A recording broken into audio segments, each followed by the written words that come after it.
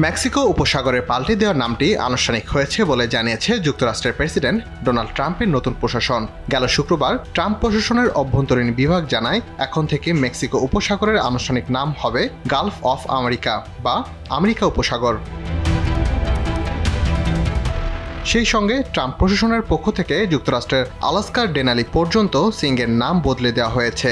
এর নতুন নাম হচ্ছে মাউন্ট ম্যাককিনলে।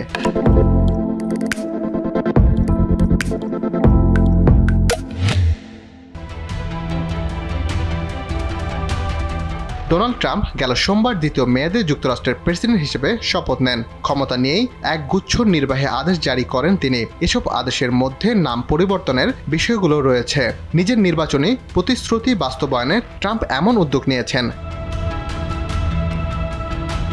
বিবৃতিতে আরও বলা হয়, এসব পরিবর্তন যুক্তরাষ্ট্রের অসাধারণ ঐতিহ্য সংরক্ষণের প্রতি জাতির প্রতিশ্রুতির পুনর্ব্যক্ত করে। সেই সঙ্গে এগুলো এটাও নিশ্চিত করে আমেরিকাবাসীর ভবিষ্যৎ প্রজন্ম তাদের বীরদের উত্তরাধিকার ও ঐতিহাসিক সম্পদের গুণকীর্তন করবে।